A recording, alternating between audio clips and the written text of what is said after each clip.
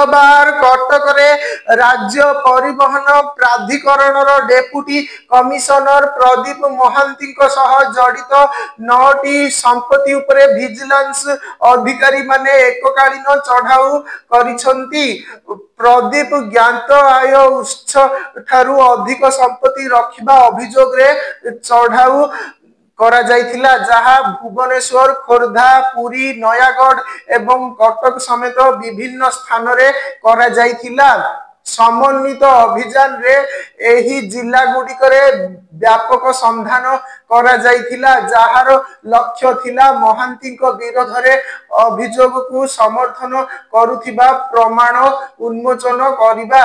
एही कार्य राज्य प्रशासनिक ढांचा मध्य दुर्नीति विरोध में लड़िबा पाई ओडिशा विजिलेंस निर्देशालय जारी प्रतिबद्धता को स्पष्ट करिछि। ए पर्यंत चढ़ाऊर विवरणी चढ़ाऊ दल रे 2 जन अतिरिक्त एसपी, 13 जन डीएसपी, 12 जन इंस्पेक्टर एवं 25 जन एएसआई अंतर्भुक्त। भुवनेश्वर रे विजिलेंस स्वतंत्र विचारपति निर्देश रे एही अभियान चली बोली सूचना मिली।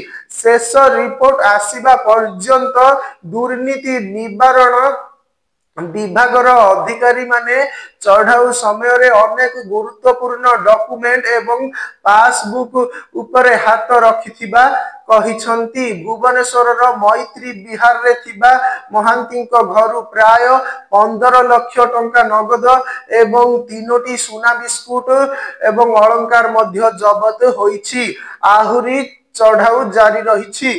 खोजाखोजी चलीथिबा स्थान गुड़िक भुवनेश्वर चंद्रशेखरपुर मैत्री विहार रे थिबा आवासिक घर, भुवनेश्वर रघुनाथपुर रे 4 BHK फ्लैट, नयागढ़ रणपुर कुसुपला रे थिबा फार्म हाउस, भुवनेश्वर गोविंद प्रसाद रे 5 महला विशिष्ट निर्माणाधीन कोठा, खोर्धार टांगी रे तांको जन्म स्थान घर, पुरी सहर जेनारी गछ छकर भक्ति रत्न लेन रे तांको संपर्कियों घर, भुवनेश्वर मालीपड़ा रे तांको संपर्कियों नाम रे पेट्रोल पंप, पुरी बालीखंड रे तांको संपर्कियों नाम रे निर्माणाधीन कोठा, कटक रे कार्यालय।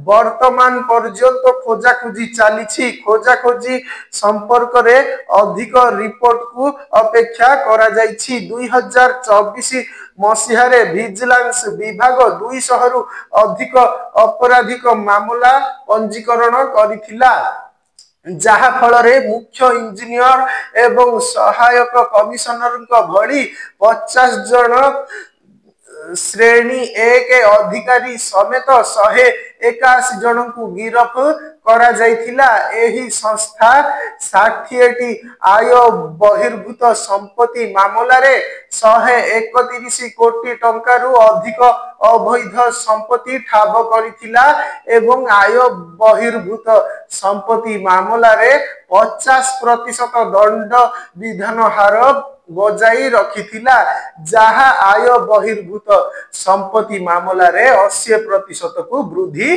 पाइछि।